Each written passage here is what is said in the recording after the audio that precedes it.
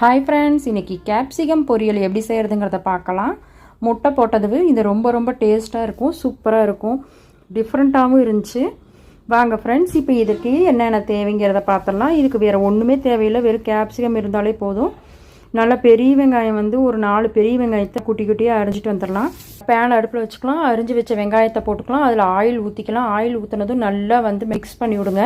நல்லா வெங்காயத்தை வதக்கி விடுங்க. வதங்கினதுக்கப்புறம் அதுலேயே உப்பு போட்டுக்கலாம். உப்பு தேவையான அளவு போட்டுக்கோங்க. போட்டதுக்கப்புறம் 1 ஸ்பூன் அளவுக்கு மஞ்சத்தூள் ஆட் பண்ணிக்கலாம். மஞ்சத்தூள் ஆட் பண்ணனதும் இதுக்கு மிளகுத்தூள் 1 டேபிள் ஸ்பூன் அளவுக்கு போடுறேன். மிளகுத்தூள் போடுங்க கண்டிப்பாக, அப்போ தான் நல்லாயிருக்கும் ஃப்ளேவரு. இப்போ நல்லா பொடியாக அரிஞ்சு வச்ச கொடைமிளகாவை நம்ம ஆட் பண்ணிக்கலாம். இது ரொம்ப சின்னதாக கட் பண்ணியிருக்கிறேன். இந்த பொரியலுக்கு இந்த மாதிரி கட் பண்ணால் தான் நல்லாயிருக்கும். கொஞ்சம் பெருசாலாம் கட் பண்ணால் நல்லா இருக்காது.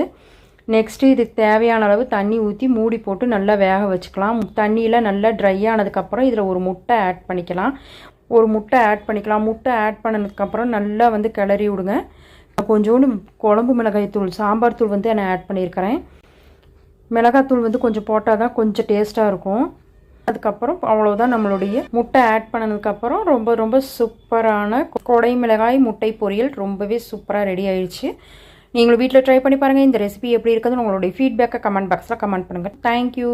ஹலோ ஃப்ரெண்ட்ஸ், இந்த வீடியோ பிடிச்சிருந்துச்சுன்னா லைக் பண்ணுங்கள், ஷேர் பண்ணுங்கள். மறக்காம வீடியோ ரெசிபி சேனல் சப்ஸ்கிரைப் பண்ணாதவங்க சப்ஸ்கிரைப் பண்ணுங்கள். பக்கத்தில் இருக்க பெல் பட்டனை கிளிக் பண்ணிக்கோங்க. அப்போ தான் நாங்கள் போகிற வீடியோஸ் உடனுக்கு வரும்.